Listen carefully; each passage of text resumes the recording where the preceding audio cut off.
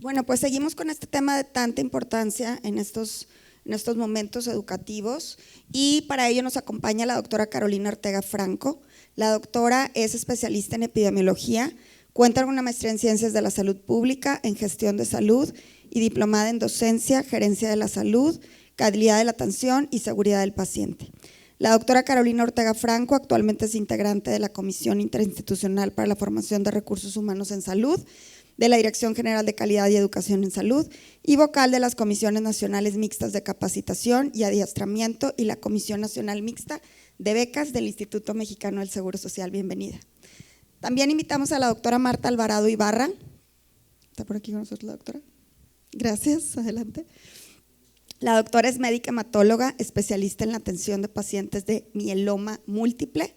Fungió como directora de la Unidad de Trasplantes del Centro Médico Nacional del 20 de noviembre y ha sido pieza fundamental en la formación de especialistas en hematología. Actualmente la doctora Marta Alvarado Ibarra es directora del Centro Médico Nacional del 20 de noviembre del ISSSTE. Pues bienvenidas a ambas, muchas gracias por acompañarnos el día de hoy para hablar de este tema tan relevante. La dinámica, les voy a dar un momento a cada una para que nos comparta su visión sobre este tema, sobre el tema de cómo gestionar la perspectiva de género y cómo prevenir temas de violencia de género. Y entonces por lo pronto le voy a dar primero la palabra a la doctora Carolina, después le voy a dar la palabra a la doctora Marta y vamos a tener un momento para dialogar las tres sobre estos temas tan relevantes. Bienvenidas, si gustas empezar, doctora.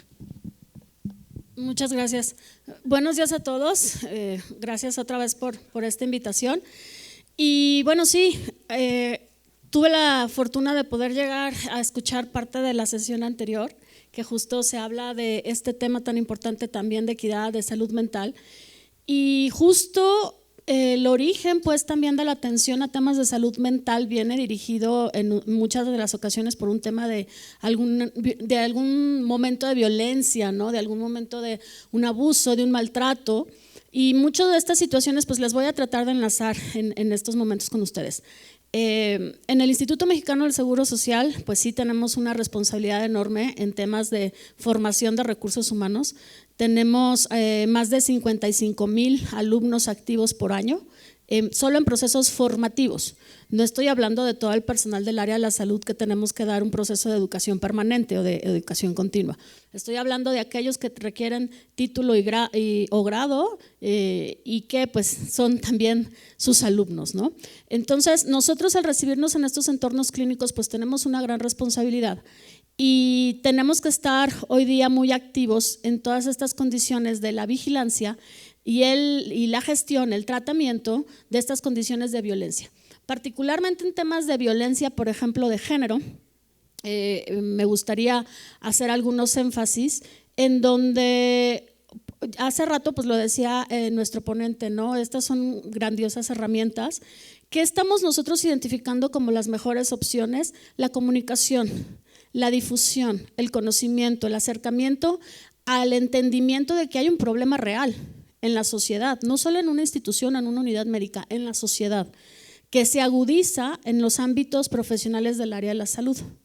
Y con nosotros, pues en este sentido, tenemos en un portal de la Coordinación de Educación en Salud un área que empezó siendo un simple buzón de quejas, ¿no? Que poco a poco ha ido madurando y hoy día tenemos una condición en donde tenemos una campaña permanente que se llama No lo dejes pasar, denuncia.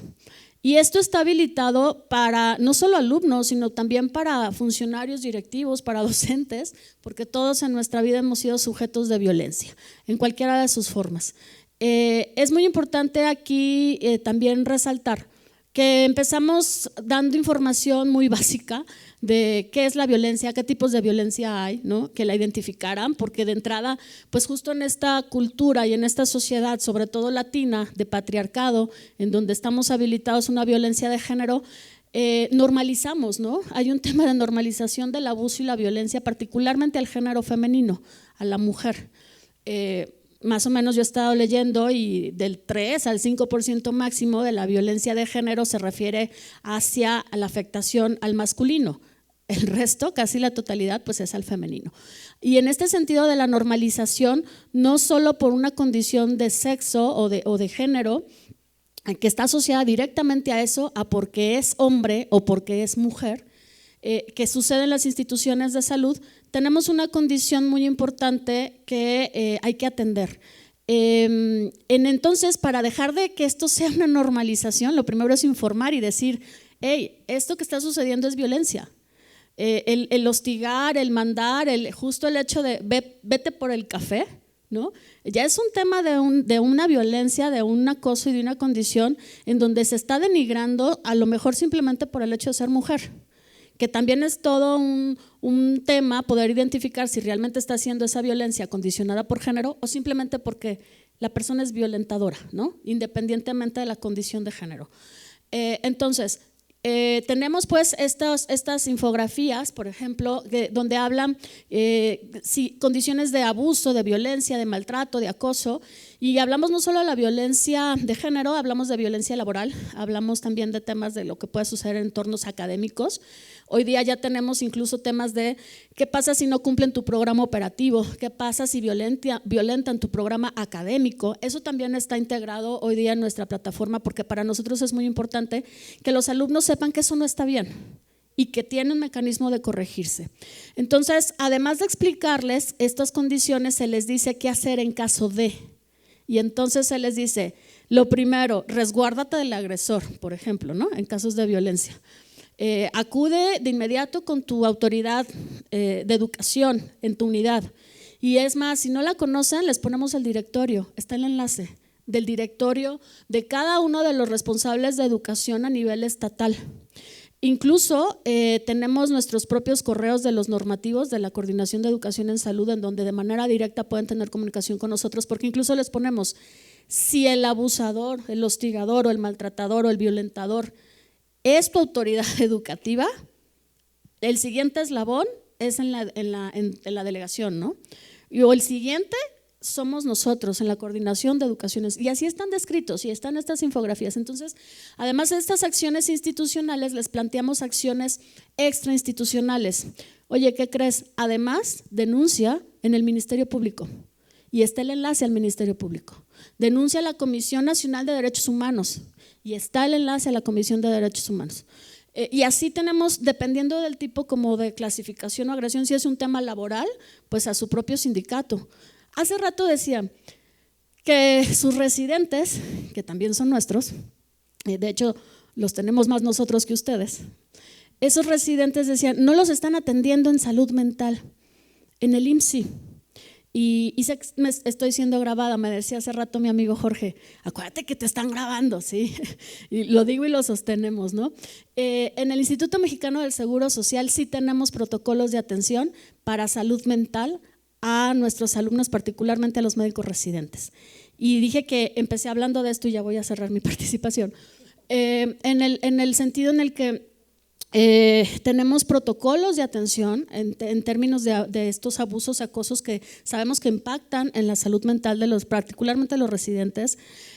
Somos una institución que ha tenido diversos conversatorios, de hecho tenemos conversatorios cada mes con diversas instituciones, con reconocimiento a nivel nacional, federal, algunos internacionales, con nuestros profesores, nuestros alumnos, donde se discuten diversos temas, estrategias, planes y programas que se llevan a cabo. Participan también los médicos residentes. Además de los cursos formales que tenemos en línea, a distancia y en colaboración con otras direcciones del Instituto Mexicano del Seguro Social, se tiene un protocolo de atención inmediata ante cuando se detecta un caso. Tenemos un sistema, un aplicativo que detecta cada uno de los casos. Cada caso que llega de conocimiento a la Coordinación de Educación en Salud se registra y se le da un seguimiento hasta su conclusión.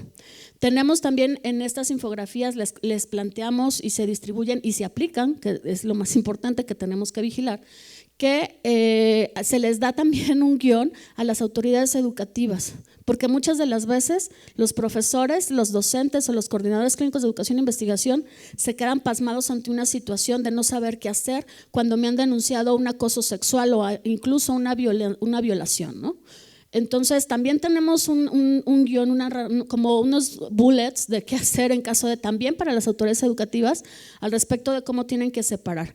El médico residente es el médico del IMSS, es el médico residente más cuidado en cualquier institución. y simplemente lo es porque el médico residente del IMSS es trabajador temporal del Instituto Mexicano del Seguro Social. Entonces también tiene un contrato colectivo que lo cobija. Y entonces también tenemos una situación laboral en donde nosotros, yo siempre le digo a nuestros médicos residentes, tú tienes 4 roles médico.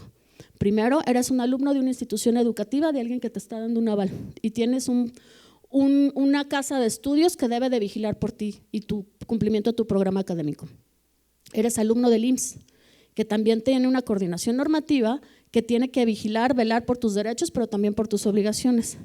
Eres un trabajador público, eres un funcionario público, porque tiene ya una contratación laboral temporal con el IMSS. Y además es un trabajador del Instituto Mexicano del Seguro Social, está cobijado por un sindicato, por un contrato colectivo de trabajo. Entonces, esto nos sirve para mediar alguna condición de violencia y entrando en temas pues, de violencia de género, es complejo justo hablar de la normalización que tenemos en la sociedad latina, de que particularmente el hombre, el género masculino es el patriarca, es el que tiene la posición, el poder, y tiene la capacidad de dominar simplemente por un tema de poder al género opuesto. Pero también yo quisiera poner sobre la mesa, y con eso concluyo esta intervención, que la violencia de género, volviendo a ella, no necesariamente es del hombre a la mujer. También hay violencia de género de la mujer al hombre, y también que la que es peor y la que más me gustaría que se discutiera y se interviniera es la violencia de género del propio género a su género, de la violencia que hoy día ejerce la mujer contra la mujer, que esa es la más compleja de tratar, ¿no? Muchas gracias.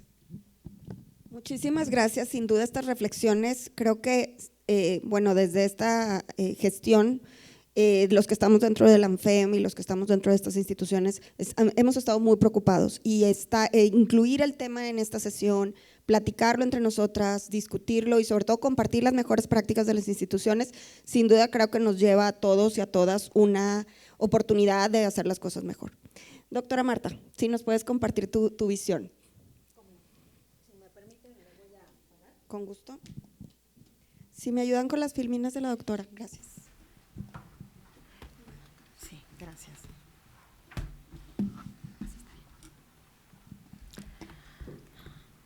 Primero, gracias por la invitación y gracias a todos ustedes por estar aquí. Como bien me presentó la doctora, yo soy de origen primero pediatra y luego soy hematóloga, pero no soy hematóloga pediatra, yo soy de las pocas que se formaron en la época en que pediatras e internistas podíamos hacer hematología. Y ahora tengo la fortuna de dirigir el Centro Médico Nacional 20 de noviembre, primera mujer, después de 22 directores que han pasado por el Centro Médico Nacional.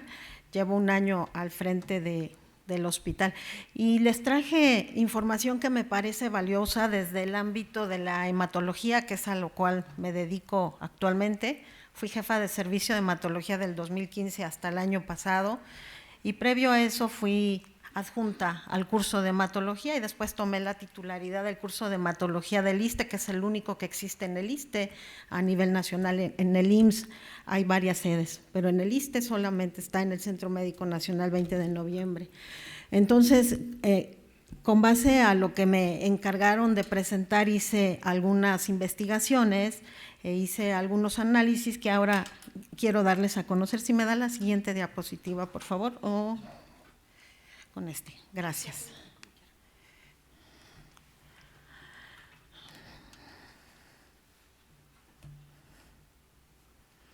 Hay muchos trabajos que se han publicado ya a propósito de violencia de género y a propósito de cuál es el papel de la mujer en puestos de liderazgo. Y entonces ya hay muchas cosas publicadas que yo les traigo algunas de ellas. ¿Con cuál cambio? Si me da la que sigue. Y en esta diapositiva lo que quiero que ustedes observen precisamente en el área oncológica de la publicación que les acabo de mostrar.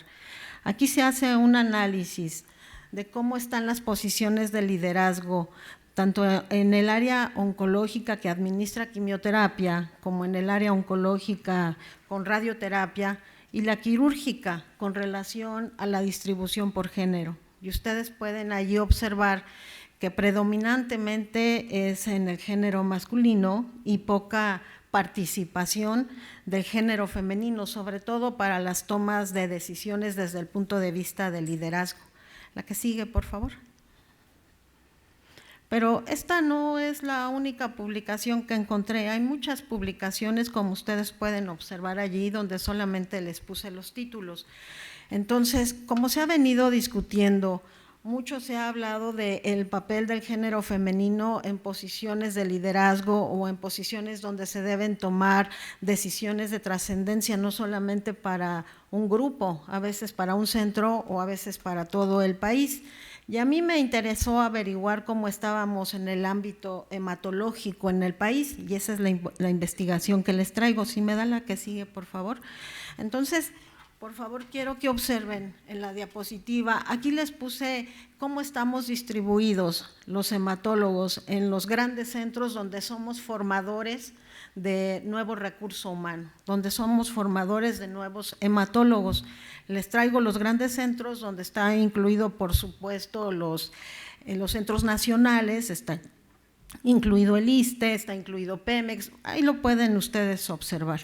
¿Y cómo estamos distribuidos por género? Vean ustedes donde en números globales no parece haber ninguna diferencia significativa, pero sí les subrayé en un color diferente aquellos centros que se distinguen porque predomina un género en particular. La que sigue, por favor. Y véanlo en el ámbito pediátrico.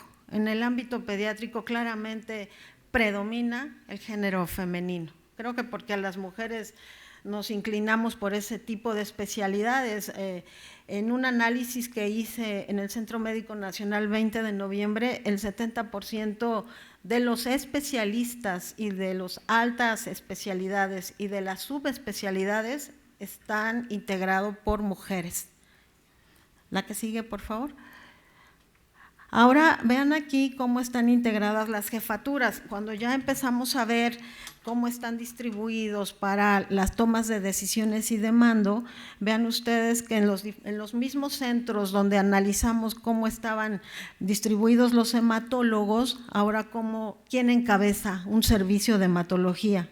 Si ustedes observan el total, son 7 del género masculino y 7 del género femenino, entonces hasta aquí da la impresión que no hay gran predominio en uno u otro género. Sobre todo ustedes aquí vean que son los grandes centros, que son los centros formadores de recursos humanos que van a dedicarse a laborar tanto en este país como fuera del país, particularmente en el ISSSTE nosotros tenemos 30% de médicos residentes que son de Centroamérica y de Sudamérica, que eligen venirse a formar en el 20 de noviembre, pero no sé cómo esté la distribución en el IMSS. Todos sabemos que en el IMSS también hay mucha proporción de médicos residentes extranjeros. La que sigue, por favor. Esto me interesó mostrárselos porque hablando de posiciones de liderazgo, ¿cómo estamos en el ISSSTE? El director general es del sexo masculino, el director médico también, pero cuando ya se ve en las direcciones que inmediatamente en la escala jerárquica estamos por abajo del director médico, ahí pueden ver ustedes cómo las directoras normativas son del género femenino. Como les dije hace un rato, en el Centro Médico Nacional, después de 22 directores del género masculino, hoy estoy yo al frente, que soy la primera mujer en dirigir el hospital, que tiene más de 800 residentes. En este momento vamos a contar con 845 residentes, con los de nuevo ingreso, y que tenemos muchas especialidades. En este momento tenemos 105 especialidades y sumamos a las especialidades troncales, a las altas especialidades, a las subespecialidades y a las especialidades de entrada directa. Y vean ustedes allí cómo en los puestos de mando, y sobre todo les puse en los hospitales regionales, sobre todo en los que pueden tener especialidades troncales o donde se maneja una gran afluencia de pacientes, empieza a haber en posiciones de liderazgo muchas mujeres. Ahora están, si pueden ahí la cifra, son 5 mujeres o somos 5 mujeres en puestos de liderazgo y 6 hombres en puestos de liderazgo. Solamente que los 2 puestos más importantes en el ISSSTE están ocupados y siempre han estado ocupados por el género masculino. Entonces, en conclusión, lo que ustedes pueden observar aquí es que particularmente en el ISSSTE, desde mi punto de vista, cada vez más las mujeres estamos obteniendo puestos de liderazgo, y lo que a mí me importa mucho transmitir es que me parece que las mujeres no debemos tomar un puesto de liderazgo por el simple hecho de ser del género femenino. Nosotros debemos ascender a puestos de liderazgo por nuestras capacidades, y siempre tiene que ser por nuestras capacidades, y no que esto se tergiverse para tener igualdad. A mí me parece que la igualdad y la equidad tiene que ser siempre medida por nuestro trabajo, por la trascendencia, por lo que estamos dejando para el país y sobre todo para la enseñanza que le estamos dando al nuevo personal que va a estar al frente de la salud en todo este tiempo, pospandemia, como bien se mencionó. ¿Me da la que sigue, por favor?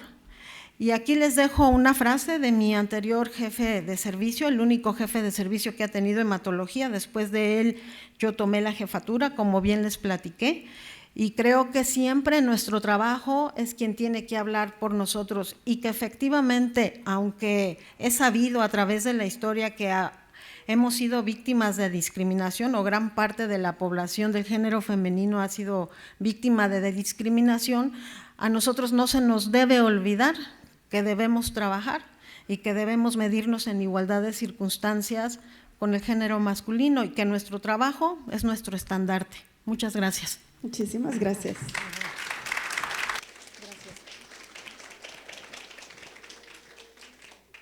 Bien, pues ahora voy a continuar a hacer algunas preguntas. Creo que los mensajes que nos han compartido son muy poderosos. Por una parte, hablar de cómo atender las necesidades de nuestros residentes, y por otro lado, cómo ver cómo está habiendo una transición hacia posiciones de liderazgo. No sé si nos puedan compartir desde su propia experiencia. Veo 2 mujeres muy talentosas, líderes, que están haciendo cambios muy importantes en las instituciones en las que vienen y representan.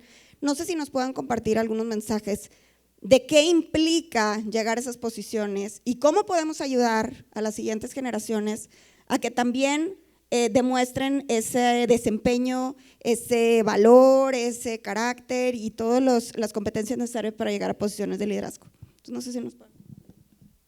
Gracias. Coincido completamente con usted, doctora, porque sí me parece, y voy a decir una frase que tal vez no comulguen con muchos de los presentes o no presentes, pero yo creo que nuestro país, más que una política de equidad de género, requiere un hábito de reconocimiento profesional en este caso. Y lo dijo la doctora Marta. Definitivamente es complejo que hayamos tenido que llegar a una política. De inicio yo sé que lo festejamos, el decir, bueno, hay una política pública federal al respecto de la equidad y la igualdad y el derecho de, en este caso, la mujer, ¿no? Que ha sido pues quien por algunas décadas hemos tenido que luchar contra estas condiciones de desigualdad o de discriminación, hablando ya de los conceptos que habla la propia violencia de género, pero que valdría más el tener un reconocimiento al profesionalismo en los ámbitos de salud y de formación, que debe de ser en base no a un porcentaje, una cuota por cubrir en una institución, que hoy día sí se da, porque sabemos y reconocemos que algunos cargos son en un sentido del requisito que sea mujer, ¿sí? Entonces, más que un tema de una política que, bueno, tal vez era necesario en nuestro país arrancar con eso, con una legislación, con una instrucción, debiésemos de llegar a un tema en donde esa política ya no se esté viendo el porcentaje, sino se esté viendo y haciendo un reconocimiento y se tenga un hábito a ese reconocimiento del profesionalismo de uno o de otro, independientemente del género. En términos de vivencia personal, yo siempre platico en un foro en la UNAM, por ejemplo, por ahí, no sé si alguno de los presentes ya me llegó a escuchar esta anécdota. Yo soy de Tepic, Nayarit, y yo estudié en la Universidad Autónoma de Nayarit, en la escuelita decían.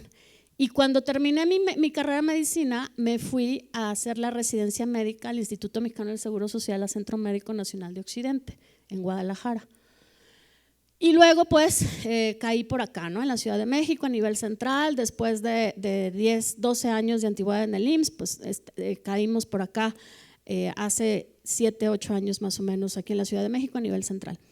Y yo cuento que en alguna ocasión recordé, ya estando aquí en la Ciudad de México, cuando un día tomé un taxi, se me hizo tarde para ir a una clase.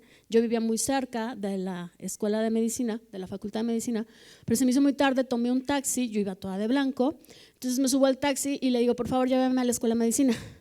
Y el taxista me dijo, no, enfermería querrá decir. Era un señor ya adulto mayor. Pero yo dije, no, medicina. Y punto, solo contesté eso. Yo iba a tener un examen y entonces iba toda estresada. Y cuando me doy cuenta, me deja en la facultad de enfermería. Y entonces le digo, no, señor, pero es que yo le dije que medicina, está poquito aquí más adelante, porque está un corredor, ¿no? O sea, en la facultad de Nayarit están como…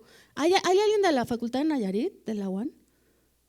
Ah, bueno, pues ya ven que estamos cerquitas, ¿verdad?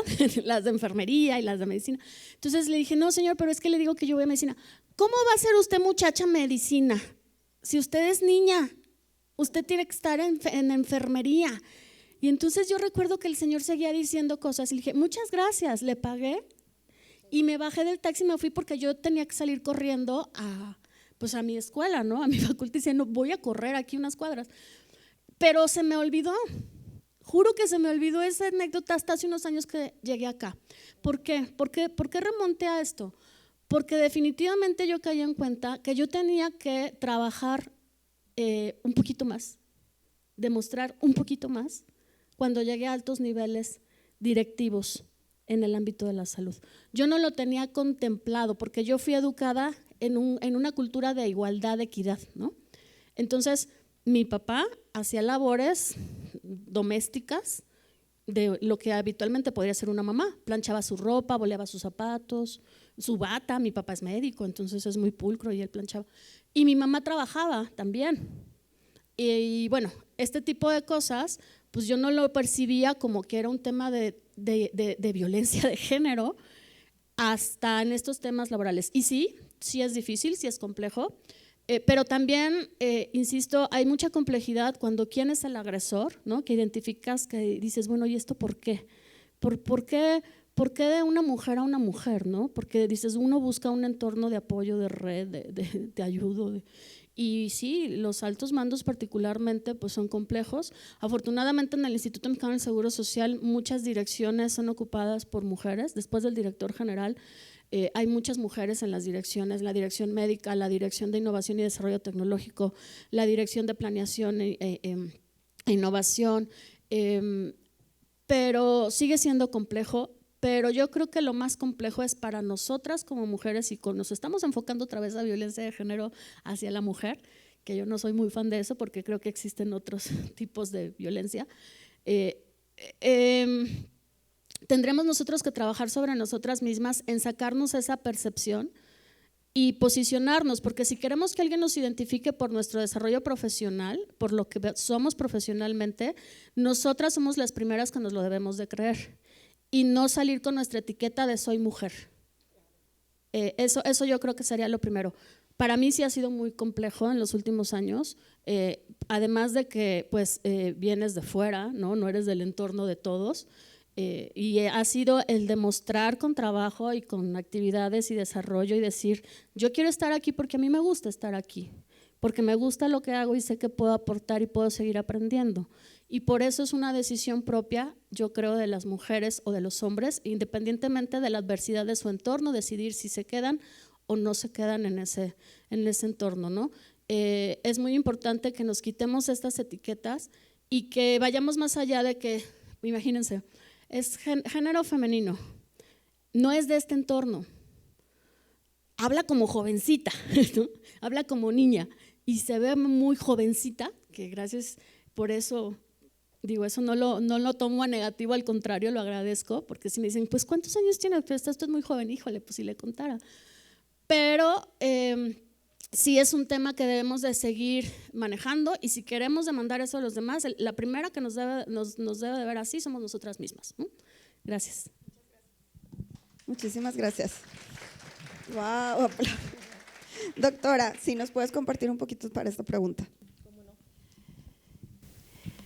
Hay una frase que mi anterior jefe de servicio decía: siempre mantente trabajando, siempre mantente haciendo lo correcto a favor de los pacientes, porque siempre alguien te está observando.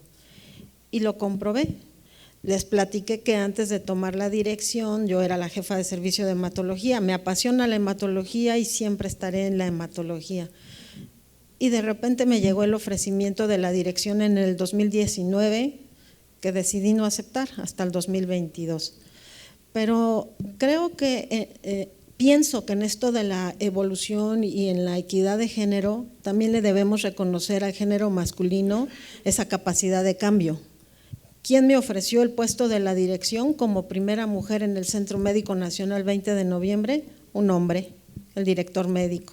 Eso no se habría sucedido si también ustedes, género masculino, no están conscientes que es necesario que ambos nos midamos por nuestras capacidades y no por nuestro género. Creo que lo primero que hay que hacer es tener la humildad de reconocer que todos vamos de la mano con intención de mejorar al país, de mejorar la salud, de mejorar a nuestros derechohabientes y a ser buenos formadores en la medicina.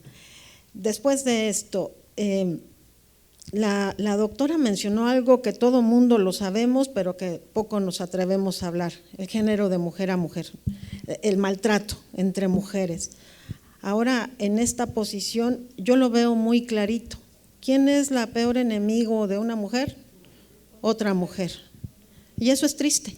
Eso es triste porque yo veo que cuando en el género masculino hay diferencias, se moquetean a 200 metros después del hospital, regresan y son amigos y resolvieron diferencias y siguen trabajando. Pero a veces las mujeres somos mucho más complejas, creo que es propio del género. Ahora en mi mesa de trabajo predominantemente son mujeres, y como yo les dije, no porque seamos mujeres, porque a mí me pareció que a la hora de seleccionar quién iba a trabajar conmigo, encontré muchas cualidades en las mujeres. Eso no significa que no haya hombres en mi mesa de trabajo, hay hombres y hay mujeres, pero a quien he tenido que sentar conmigo para decirles por favor resuelvan sus diferencias y trabajemos, no es a los hombres, es a las mujeres, a los cuales yo les reconozco todo su trabajo, absolutamente todo, porque somos y son muy brillantes, pero hay un chip allí que hay que controlar, y que creo que eso es a veces lo que a nosotras mismas nos hace ponernos el pie, y eso debemos de abolirlo. El trabajo de nosotras, vuelvo a insistir, es el que tiene que hablar por nosotras, y las diferencias deben hacerse a un lado.